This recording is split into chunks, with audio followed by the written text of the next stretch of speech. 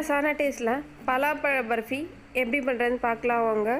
ஒரு 15 பலாப்பழம் அதோட சீடெல்லாம் எடுத்து வச்சுருக்கேன். ஒரு கடாயில் துருவின தேங்காவை ஆட் பண்ணி நல்லா வறுத்து எடுத்துக்கோங்க. ஆல்ரெடி சீடு எடுத்து வச்சுருக்க பலாப்பழத்தை மிக்ஸி ஜாருக்கு மாற்றி நல்லா ஒரு பேஸ்ட்டாக அரைச்சி கொண்டு வந்துடுங்க. இப்போது வேறு ஒரு கடாயில் ஒரு 400 கிராம் வெல்லம் ஆட் பண்ணி ஒரு 1/4 டம்ளர் தண்ணி ஊற்றி நல்லா கரைச்சி எடுத்துக்கோங்க. இப்போ பலாப்பழத்தை நல்லா அரைச்சி கொண்டு வந்தாச்சு. ஆல்ரெடி வறுத்து வச்ச தேங்காயோட பலாப்பழ பேஸ்ட்டை ஆட் பண்ணி நல்லா மிக்ஸ் பண்ணி விடுங்க. அது நல்லா ரெண்டும் பிளெண்ட் ஆகணும். இப்போ இந்த ஸ்டேஜில் ஆல்ரெடி கரைச்சி வச்சுருக்க வெல்லத்தை நல்லா ஆட் பண்ணி நல்லா மிக்ஸ் பண்ணி விடுங்க. நீங்கள் எந்த பிளேட்டுக்கு மாற்ற போகிறீங்களோ அதில் 1 டீஸ்பூன் நெய் விட்டு நல்லா தடவி விடுங்க. இப்போ 1 டீஸ்பூன் பலாப்பழ பர்ஃபியில் நெய் ஆட் பண்ணி நல்லா கிளறி விடுங்க. இது ஃபைனல் ஸ்டேஜ். நல்லா திரண்டு வந்துருச்சு.